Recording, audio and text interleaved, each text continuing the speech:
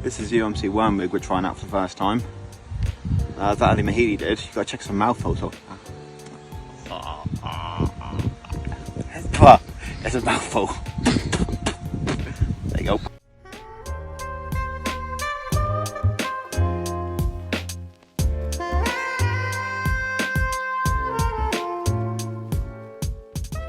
Well, the rods are out.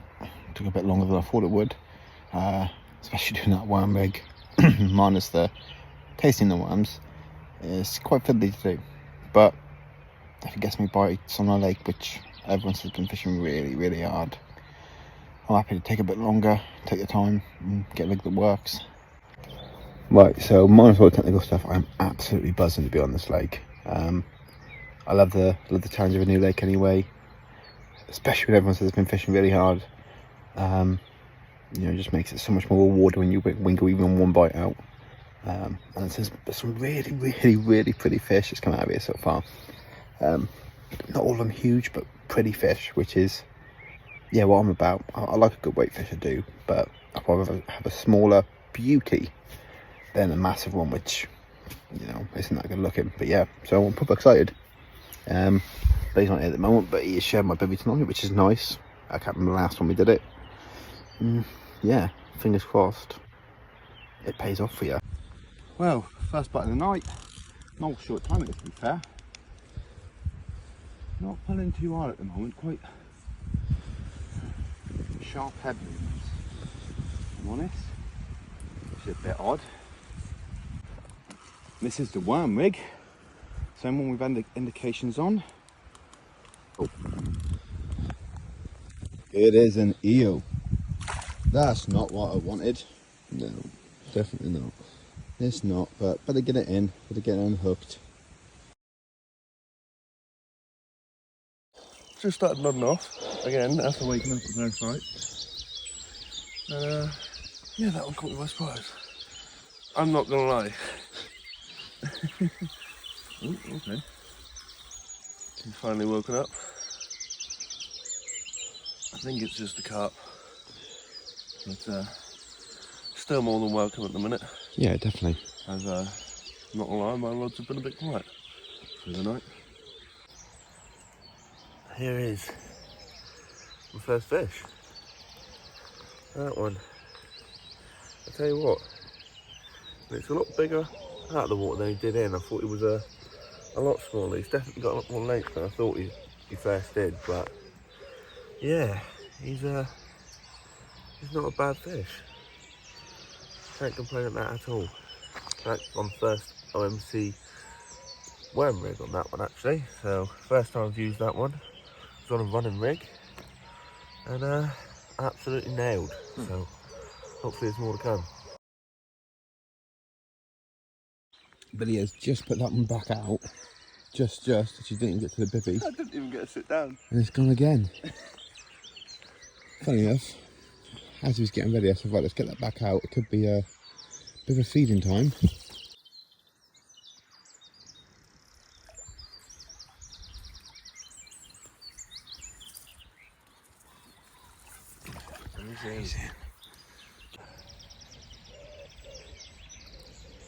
There he is. He's no monster, but he's definitely one for the future, I can say that. Look at that. Lovely, dark mirror. You can tell they've been in with some weed. Some beautiful scale markings, and you'll be able to tell him in the future by that notch missing out the bottom of his tail. But they don't all need to be monsters. I'll catch them looking like that all day. Doesn't matter the size, that's beautiful. But let's pop him back, and you never know, there's always a chance of a third as soon as I get that one put back. Right.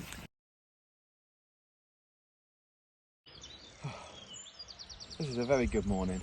These was a couple fish. I'm into another one, and this is a massive eel. I think I might have some a little bit big on, which would be nice. We made it once again to about the bivvy door after me getting my rod set up. Same as we did the second time for my second carp. And now yours has gone off.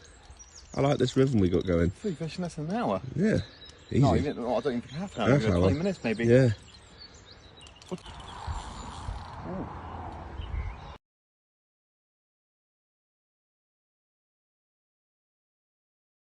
Where are you going?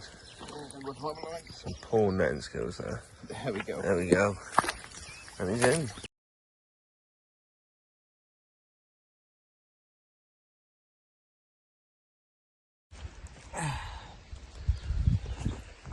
Look at that, eh? Nearly a double take. I literally got mine in the net and Billy's one went absolutely mad. Then managed to catch it on video. Obviously, I had no hands free, but.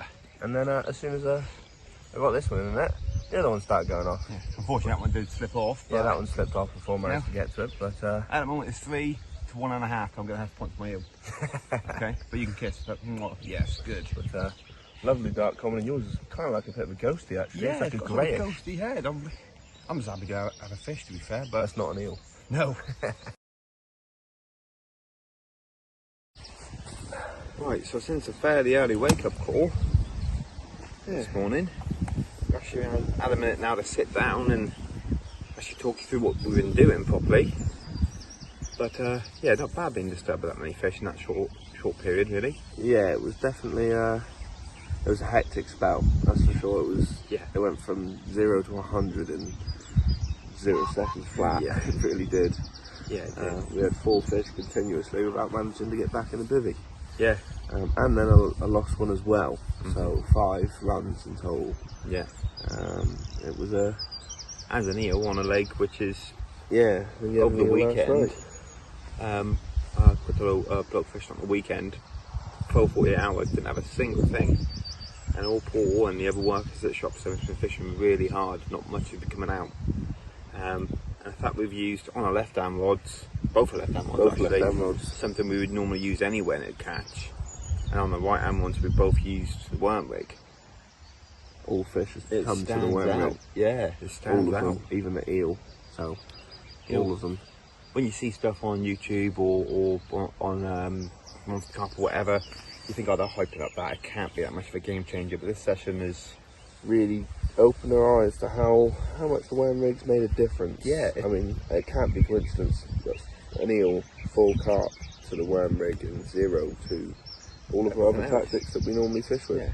And Caleb, who's down on the other peg, he's not doing worm at all. No, not doing well at all. No runs or half runs. So yeah. Yeah, no, mate, I'm absolutely buzzing. I'm buzzing that, yeah, the one rig is fiddly and they taste horrible. Ah, yeah. They taste horrible. But yeah, they're fiddly to do. Yeah, it takes a nap, but once you get into a routine of it, you can get a rhythm going. Yeah. And you really can start getting a You're a bit off fingers of thumb at fast, didn't you? I think I had so many worms wriggle out the band when I was trying to put more in the first time. But yeah, the more you do, the better you get. Admittedly, you ease smoother doing than I am. Yeah, I definitely got it down. But yeah, I mean, 6 rods out, 2 with worms on, and they're the only 2 to do 5 fish. I'm absolutely buzzing, mate. Yeah, I mean, admittedly, I did have a run on my sweet corn. So I was thinking sweet corn, but didn't amend to anything. No. So, yeah. Obviously, I wasn't lying if you're backleading. Yeah, I was backleading, and I felt the weight of the fish, and it come off pretty much as quick as it was on. Still, even that, alright, you lost one, so call it 5 to 1. Worm rig is shining. Right, so obviously we're on a peg over here, and it's, we've had fish, etc. We've got our receivers on us. Caleb, been a bit lazy this trip. He's not had a fish. Been sleeping a lot. We think he's asleep again. So we're going to go over and mess with him. Right guys, so I will say Caleb is a very, very dear friend of mine. I've known him for years and we fished together for a very long time. But Caleb can be a bit of a lazy fisherman. He can be a very lazy fisherman at times, especially on this session in particular. He slept for over half the session. It was a 24-hour, and most of the time he spent in his bivvy asleep. Didn't see him much whatsoever. So yeah, we thought we'd play with him a little bit.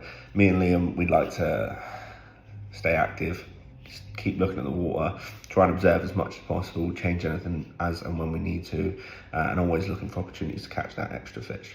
Caleb can just sit behind his rods for a bit and just chill out, which is fair enough, but yeah, this one in particular, he slept a lot, so we thought we'd have some fun.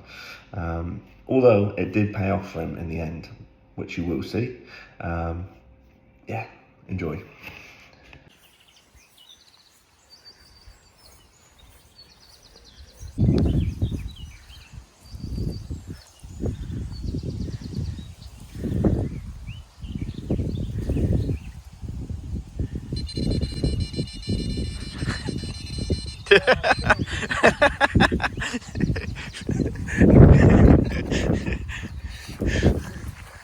Morning, Bush. Oh.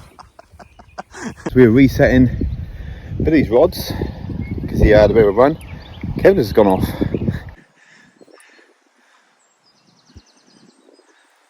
One hell of a run. Yeah. I thought it was going to stop as soon as I got here, but it didn't. You haven't got a one toner. Yeah.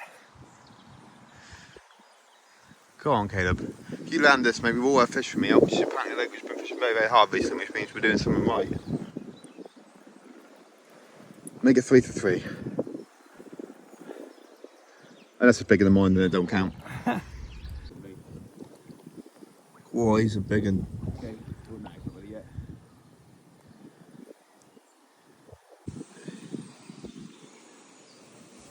Too much. Got him. There we go. Cool. There we go. Right, so this is Caleb's fish being weighed. Possible PB. Oh. So that right there. It's 23.1. I'll give you a 23.1, 23.2. Looks bigger, to be fair. It does Still look a a lot bigger, PB. but mate, it's still PB. 23.1. Well done, dude. Here you go. Here's Caleb's fish. £23.1 we gave him for it. Accustomed to the majority of carp fishermen, when you break your PB, which Caleb just has, you get a drenching. And I really enjoy watching it. No. Right. So, PB soaking for Caleb for a lovely 23. Yeah, Pounder. no, 23.1, yeah. 23.1. Yeah. Nice and slow.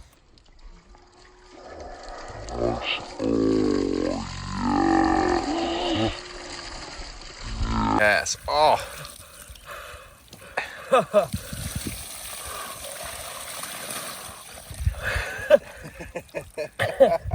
Well done, mate. Well done. It's a hot day. You'll dry out eventually. Right guys, that is it for the end of this video. I do just want to give a quick shout out to Caleb to say well done for catching his PB. Hell of a fish, really nice fish. I will say I did help choose what baits to put on to catch it and where to cast it to, so I won't take any credit, I'll leave that one for him. But yeah, no, what a fishery. Brilliant new lake. I think it's fantastic. It's got a good stock of fish in there. Yes, me and Liam did only catch some of the smaller ones, but that well, kind of a fully scaled, dark mirror that I had there, beautiful. Absolutely stunning. One of the prettiest fish I've caught in a very long time, if not the prettiest. So that's definitely one for the future. I know me and Liam didn't catch any big ones, but we had a good few between us, and it just shows the difference between fishing and a slightly different method than anyone else would really use, or fishing something that's not quite as ordinary as everyone else would fish, especially on harder waters like that when it's available. Obviously, if you're fishing with a lot of smaller fish around, then it's not the best choice. But if you've got a lower stock lake or a fishery that's really quite fishing hard at that point, then it might be worth a try if there's no silverfish or something in there, because it really did outshine the rest of our normal conventional fishing methods that we use pretty much anywhere we'd normally go, and we have great faith in them. So it really does stand out and shine that in certain scenarios that worm rig can do wonders. But yeah, that's it for this video guys. Thank you very much for watching. Like and subscribe, and we'll see you in the next one.